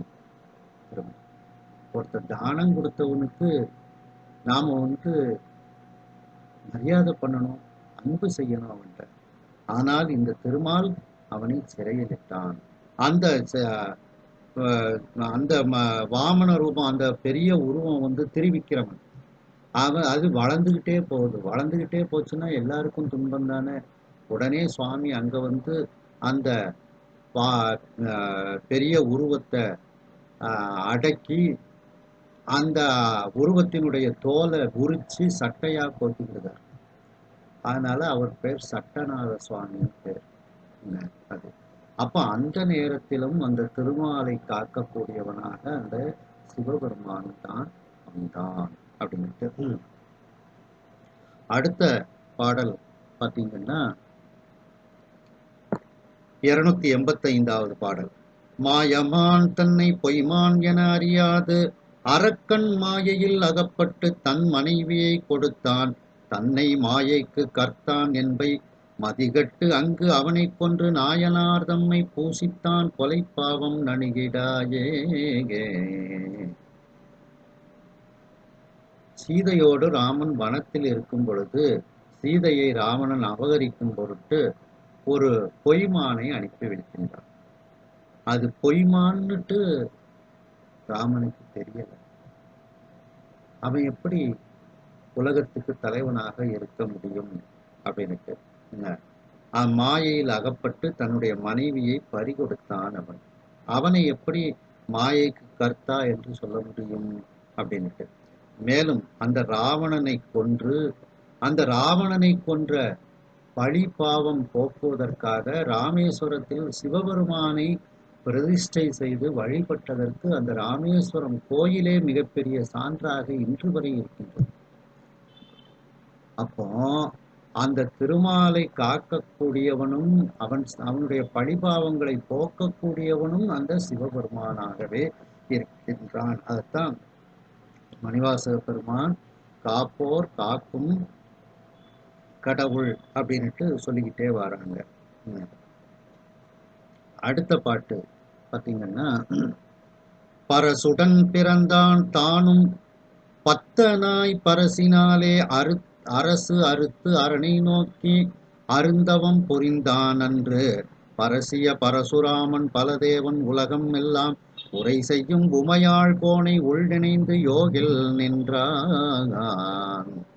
அந்த திருமால் மழுவுடன் பிறந்து பரசுராமன் என்னும் பெயர் உடையவனாக சிவபக்தனாக அவன் இருந்தான். தன்னுடைய மழுவை கொண்டு அரசர்களை அறுத்து அந்த இரத்தத்தில் முழுக்கு செய்தான். அந்த பாவம் தீரும் பொருட்டு சிவபெருமானை நோக்கி மிகப்பெரிய தவத்தில் அவன் இருந்தான். அப்படிப்பட்ட அந்த சிவபெருமானை நோக்கி தவத்தில் இருந்ததனால் யார் பெரியவர்? அந்த சிவபெருமான் தான் பெரியவர் அப்படின்னுட்டு நீங்கள் தெரிந்து கொள்ளுங்கள் அப்படின்னுட்டு இதுல சொல்லிக்கொண்டே வருகின்றார்கள். அடுத்த பாடல் பார்த்தீங்கன்னா, ஓதிய வாசுதேவர் தமை உபமன்யு முனிவர் தீதிலா நோக்கம் செய்து சிவகரம் சிரத்தில் சேர்த்தி ஆதிவால் அடிமையாக்க அரி உடல் பிராணன் அத்தம் ஈதலாம் கொள்னி என்று அங்கு இறைந்தினார் அறிந்திடாயே. அந்த திருமால் வாசுதேவராய் கண்ணனாக துவாரகாபுரியில இருக்கும் பொழுது அந்த உபமன்யு முனிவர் கைலாயத்துக்கு வருகின்றார். அந்த உபமன்யு முனிவரிடத்தில் வாசுதேவர் எனக்கு அருள் செய்யுங்கள் அப்படின்னு வேண்டி நிற்கின்றார். கண்ணன் வேண்டி நிற்கின்றார். உடனே அந்த உபமன்யு முனிவர் தன்னுடைய ஞான கண்ணினால் அந்த கண்ணனுக்கு வாசுதேவனுக்கு தீட்சைகள் எல்லாம் செய்வித்து தன்னுடைய திருக்கரத்தை அவருடைய கண்ணனினுடைய தலையில் வைத்து அந்த வாசுதேவரை சிவபக்தராக ஆக்கினார். அப்பொழுது அந்த வாசுதேவன் தன்னுடைய உடல் பொருள் ஆவி அனைத்தையும் அந்த உபமன்யு முனிவரிடத்தில் சமர்ப்பணம் செய்து வணங்கி நின்றான் அப்படின்னுட்டு. அப்போ அந்த சிவபெருமானினுடைய பக்தராக உபதேசம் பெற்றவன் அந்த கண்ணன் அப்படின்ட்டு. அப்படியே அந்த கண்ணனை சிவனடியாராக செய்து காப்பாற்றினான் அந்த இறைவன் அப்படின்ட்டு இதில் சொல்லப்படுகிறது. அடுத்து பார்த்தீங்கன்னா,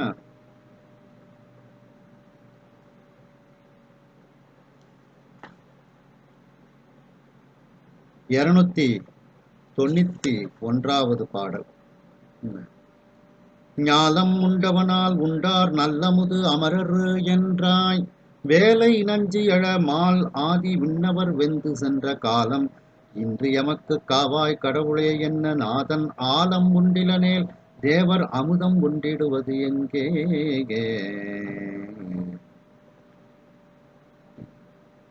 தேவர்களும் அசுரர்களும் பார்க்கடலை கடைதாங்க. 2 விஷம் வருது. பாம்புட்ட இருந்து ஒரு விஷம், கடல்ல இருந்து ஒரு விஷம். அதான் ஆலம் பிளஸ் ஆலம் ஆளாலம். எல்லாரும் திருமால்கிட்ட போய் இந்த விஷம் வருது எங்களை காப்பாத்துன்னு சொல்லணும்னு திருமால் நான் காப்பாத்துறேன்னு அந்த விஷத்துக்கு எய்த்தால போய் நிக்கிறாரு. அவர் கருத்து போயிடுறார். இங்க நின்னா இனிமேல் நம்ம எல்லாரும் இறந்து படுவோம், அதனால எல்லாரும் கைலாயத்துக்கு போங்கன்னு திருமாலும் ஓடுதார். திருமாலும் ஓடும் சுவாமிகிட்ட வேண்டுகின்றார்கள். அந்த நேரத்தில் அந்த இடத்தை உண்டு திருமால் முதலாகிய அனைத்து தேவர்களையும் காத்தவன் சிவபெருமான். அதான் காப்போர் காக்கும் கடவுள் அப்படின்னுட்டு. அடுத்து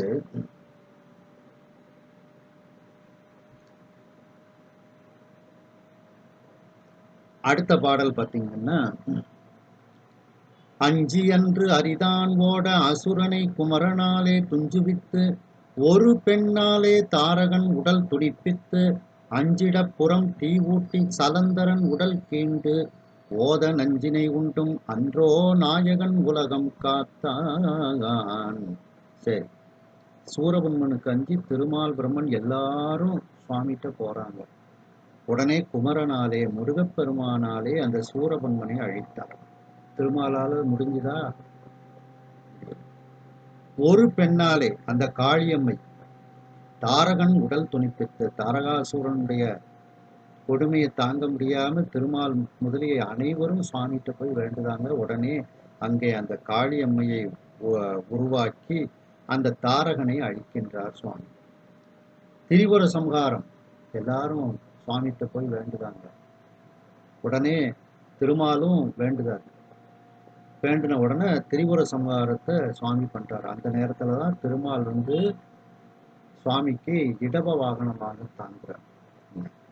அடுத்து சலந்தராசுரன் அவனுடைய துன்பத்தை தாங்க முடியாம திருமால் முதலிய அனைவரும் இறைவனிடத்தில் செல்கின்றார்கள். அந்த சலந்தரனினுடைய உடலை சக்கராயுதத்தால் அழித்து திருமால் முதலிய அனைவரையும் சுவாமி காக்கின்றார். அடுத்து நஞ்சினை உண்டு பார்க்கடல்ல இருந்து வந்த விஷத்தை உண்டு அந்த திருமால் பிரம்மன் அனைவரையும் காப்பாற்றியவர் சிவபெருமான் அல்லவா.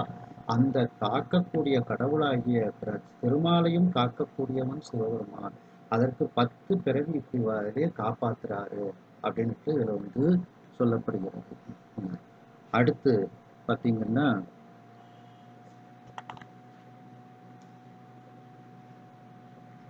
299வது பாட்டு பாத்தீங்கன்னா, தவகுணனாய் மால் சென்று தேவியை சக்கரத்தால் அவகுணம் செய்து அன்று ஓடப் பிறகு வந்து அவளை பார்த்து சிவன் நல்லது அறியேனாகில் இது செய்தோன் செரிக 10 பவம் என மொழிய மாலும் பயப்பட்டு பதறி வீழ்ந்தான். சிவபக்தராக இருக்கக்கூடியவர் பிருகு முனிவர். அந்த பிருகு முனிவரினுடைய மனைவியினுடைய பெயர் தீவி அப்படின்னு பேர். அந்த பிருகு முனிவர் இல்லாத சமயத்துல திருமால் வந்து அந்த தீவியின் இடத்தில் சென்று அந்த தீவியை சேர வேண்டும் அப்படின்னுட்டு கேட்கின்றார். அதற்கு அந்த தீவிங்கிற அந்த அம்மையார் உடன்படவில்லை. உடனே தன் கையில் வைத்திருக்கக்கூடிய அந்த சக்கராயுதத்தை கொண்டு திருமால் வந்து அந்த பெண்ணினுடைய உடம்பில் துர்க்குறிகளை அதுல வந்து இடுகின்றார். உடனே அந்த பிருகு முனிவர் துர்க்குறிகளை இட்டுவிட்டு அந்த திருமால் செய்து சென்று விடுகின்றார். பிருகு முனிவர் வந்து அந்த பெண் தன்னுடைய மனைவியினுடைய உடம்பை கண்டு அவர் வந்து ஒரு சாபம் கொடுக்கிறார். நான் சிவபெருமானை தவிர வேறு ஒருவரை கடவுள் என்று நினைக்கவில்லை. நான் சிவபக்தன் என்பது உண்மையானால் இந்த செயலை செய்தவன் யாரோ அவன் 10 பிறப்பு பிறக்கட்டும் அப்படின்னுட்டு அந்த பிருகு முனிவர் வந்து சாபம் கொடுக்கிறார். உடனே அந்த திருமால் வந்து இந்த சாபத்தை கேட்டு பயந்து கீழே விழுகின்றான். அடுத்த பாட்டு பாத்தீங்கன்னா, பயப்பட்டு பரனை நோக்கி தவம் பண்ண பரனும் தோன்றி நயந்து அஞ்சல் என்று வேண்டிற்று என நாரணன் தான் பெயர்த்து அருள் பிருகு சாபம் என அன்பன் பிருகு என்ன உயக்கொள் நீ பவம் தோறும் என்ன ஓம் என்றான் உலகநாதன். உடனே இந்த பிருகு முனிவரினுடைய சாபத்தை நினைத்து பயந்து சிவபெருமானை நோக்கி திருமால் தவம் செய்கின்றான். உடனே சுவாமியும் அவனுக்கு எதிரில் தோன்றி பயப்படாத என்ன அப்படின்னு சொல்லி கேட்கிறாரு. அந்த பிருகினுடைய சாபத்தை கூறி அந்த பிருகு சாபத்திலிருந்து என்னை காப்பாற்றுவாயாக அப்படின்னு சொன்ன உடனே அந்த 10 பிறவியிலையும் நான் உன்னை வந்து காப்பாற்றுகிறேன், உயக்கொள் நீ என்று திருமால் வேண்ட பவம் தோறும் என்ன ஒவ்வொரு பவம்னா பிறவி 10 பிறவியிலையும் என்னை வந்து நீ காப்பாற்றுவாயாகன்னு பெருமாள் வேண்டுகின்றார். ஓம் என்றான் உலகநாதன். ஓம் என்றால் ஆகட்டும் அப்படின்னு அர்த்தம், சரி அப்படின்னு அர்த்தம். அந்த உலகநாதன் உலகத்துக்கே நாதனாகிய அந்த சிவபெருமான் 10 பிறவியிலையும் உன்னை வந்து நான் காப்பாத்துறேன் அப்படின்னு சொன்னதுனால அந்த சிவபெருமான் வந்து திருமாலினுடைய 10 பிறவியிலையும் இப்படி வந்து அவனை காப்பாற்றினான் அப்படின்னுட்டு இதுல வந்து சொல்லப்படுகிறது. அப்படி அந்த படைத்தவை காப்போர் காக்கும் கடவுள், அந்த திருமாலை காக்கும் கடவுளாகவே அந்த சிவபெருமான் தான் இருக்கின்றார். அடுத்து காப்பவை கரப்போன், அந்த அனைத்தையும் அழிக்கக்கூடியவன் அப்படின்னுட்டு சொல்லப்படுகிறது. அந்த உருத்திரன் அத பார்த்தீங்கன்னா திருஞான சம்பந்த பெருமான் முதல் திருமுறையில சிவபுரம் அப்படிங்கிற திருத்தலத்துல பாடும்போது 3வது பாடல், பழுதில கடல் புடை தழுவியபடி முதலிய உலகுகள் மலி புழுவிய சுரர் பிறர் மனிதர்கள் குலமலி தரும் உயிரவை அவை முழுவதும் அழிவகை நினைவோடு முதல் உருவியல் பரன் உரைப்பதி செழுமணி அணி சிவபுர நகர் தொழுபவர் புகழ் மிகும் உலகிலே.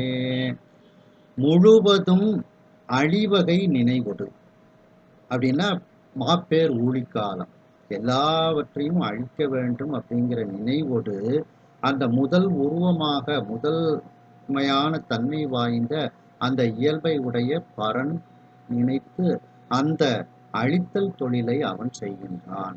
அவன் இருக்கக்கூடிய இடம் சிவபுரம். அந்த சிவபுரத்தை தொழுதால் நமக்கு புகழ் மிகும் அப்படின்ட்டு இந்த பாட்டுல 3வது பாட்டுல இந்த கரப்போன் அப்படிங்கிறத பற்றி இந்த முதல் பாட்டுல சொல்லப்பட்டிருக்கு. முதல் பாட்டு 2வது பாட்டுல எல்லாம் முதல் பாட்டுல பிரம்மாவாகவே அந்த இறைவன் இருக்கின்றான். 2வது திருமாலாகவே அந்த திருமாலை ஆட்டுவிக்கக்கூடியவனாக இருக்கின்றான். பிரம்மாவை ஆட்டுவிக்கக்கூடியவனாக அந்த இறைவன் இருக்கின்றான் அப்படின்ட்டு முதல் பாட்டுல சொல்றார். புவம்பழி கணல் புனல் புவி கலை உரைமறை திரிகுணம் அமர்நெறி திவமலி தரு சுரர் முதலிய திகழ் தரும் உயிரவை அவை தம பவமலி தொழிலது நினைவொடு பதுமனன் மலரது மருவிய சிவனது சிவபுரம் நினைபவர் செழுநில நிழல் நிலை பெறுவரே. அதாவது இறைவனே சிருஷ்டி தொழில் இடையராது நிகழ்த்த திருவுள்ளம் கொள்கின்றார். அத்தொழிலை செய்யும் பிரம்மன் அந்த பாவனையில் இருந்து சிருஷ்டிக்கின்றான். ஆதலால் பவமலி தொழிலது நினைவொடு இருக்கும் சிவபெருமான் எழுந்தருளி இருக்கும் சிவபுரம் அப்படின்னுட்டு இதுல சொல்லப்படுகிறது. அடுத்த பாட்டுல பார்த்தீங்கன்னா, மலை பல வள தரு புவியிடை மறை தரு வழிமலி மனிதர்கள் நிலைமலி சுரர் முதல் உலகுகள் நிலை பெறு வகை நினைவொடு மிகும் அலைகடல் நடு அரிதுயிலமர் அரியுருவியல் பரன் உரைபதி சிலைமலி மதில் சிவபுரம் நினைபவர் திருமகளோடு திகழ்வரே. இந்த உலகம் காக்கப்பட வேண்டும் என்ற நினைவோடு அந்த திருமால் அந்த தொழிலை செய்கின்றான். அப்ப அந்த நினைவை கொடுக்கக்கூடியவன் யார்? சிவபெருமான்.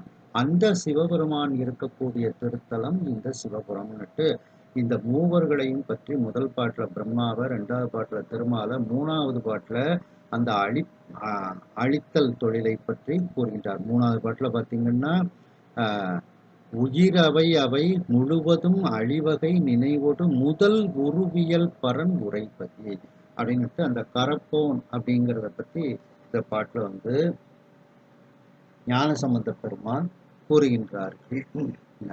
மேலும் 11ஆம் திருமுறையில பார்த்தீங்கன்னா,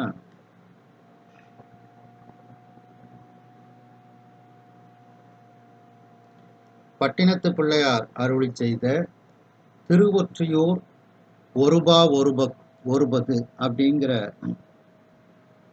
நூல்ல சொல்லும்போது 21ஆவது இருநில மடந்தை இயல்பினில் உடுத்த அப்படின்ட்டு ஆரம்பிக்கும். அதுல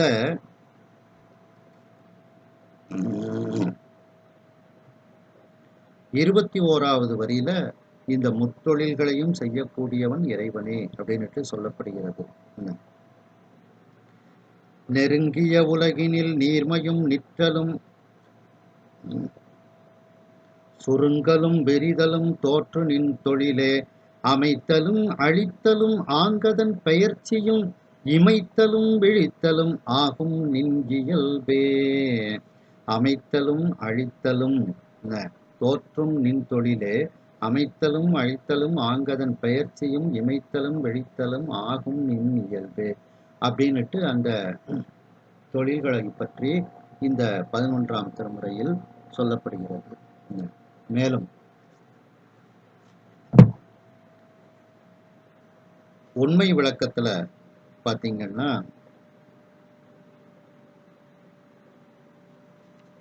33வது பாடல் அந்த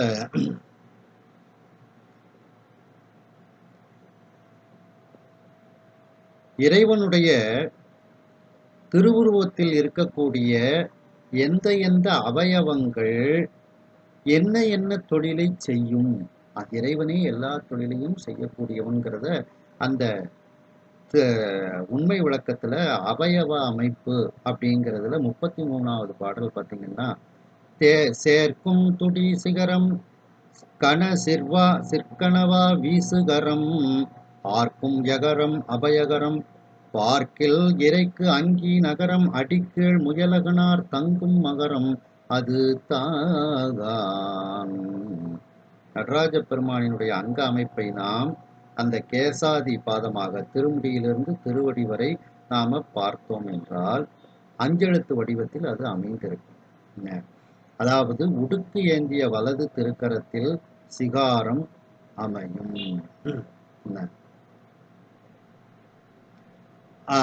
குஞ்சித்த திருவடியை காட்டும். இடது திருக்கரத்தில் அருளை சுட்டும் வகாரம் அமையும். அஞ்சேல் என அபயக்குறி காட்டும் வலது திருக்கரத்தில் ஒளி பெற்ற யகாரம் அமையும். அக்னி ஏந்திய இடது திருக்கையில் நகாரம் அமையும்.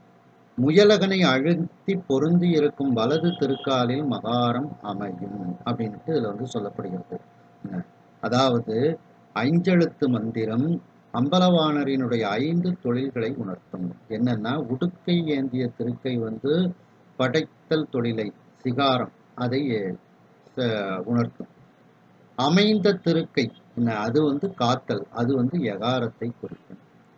அனல் ஏந்திய திருக்கை அழித்தல், அது நகாரத்தை குறிக்கும்.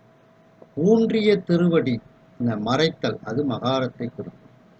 தூக்கிய திருவடியை சுட்டும் அந்த வீசிய திருக்கை அருளல், அது வகாரத்தை குறிக்கும். இப்படி அந்த பஞ்சாட்சரத்துக்குள்ளேயே அந்த 5 தொழில்களும் காணப்படுகிறது அப்படின்ட்டு இந்த பாட்டுல சொல்லப்படுகிறது.